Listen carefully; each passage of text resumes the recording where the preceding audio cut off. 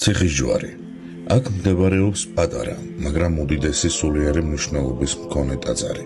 მსოფლიოში ერთ-ერთი პირველი სალოცავი, რომელიც დიდი ქართველი წმინდანის, ღირსი გაბრიელ აღმსარებლისა და სალოსის სახელზე აიგო.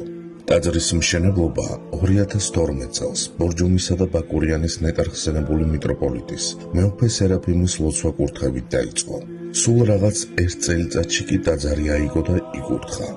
ამ წმინდა ადგილს არაერთი განსაკუთრებული ისტორია უკავშირდება. ადგილობრივები იხსენებენ, რომ წლების წინ ბერძენმა ქალბატონმა სწორედ აქ, ამ ადგილას კვერთხით ხელში მდგარი ბერი იხილა, რომელიც მოგვიანებით ხატზე წმინდა გაბრიელად იცნო. თავდაპირველად აქ მამათა მონასტერი დაარსდა.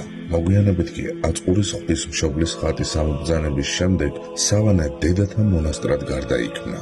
ციხის ჯვარის ტაძარში განსაკუთრებული სიწმინდეებია დაცული. მათ შორისაა წმინდა გაბრიელის ნაქონი სარტყელი, მონასტრის წინამძღვრის, მამა გაბრიელის ლოცვა-კურთხევით მორწმუნეებს დღესაც შეუძლიათ სარტყელის შემორტყმა, ლოცვის აღვლენა და წმინდანის მეოხებით უფლისგან შეწევნის თხოვნა. ამ წმინდა სავანეს განსაკუთრებით ხშირად უშვილო ოჯახები სტუმრობენ. გულმხურვალე ლოცვისა და რწმენის შემდეგ არაერთი ოჯახი მადლიერებით საუბრობს ნანატრის შვილის დაბადებაზე.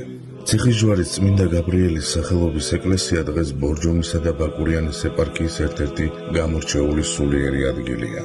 ადგილი, სადაც სიჩუმესა და ბუნების სილამაზეში განსაკუთრებულად იგრძნობა ლოცვის ზალა, რწმენის სიმტკიცე და ღირსი გაბრიელ ბერის ცოცხალი მეოხება.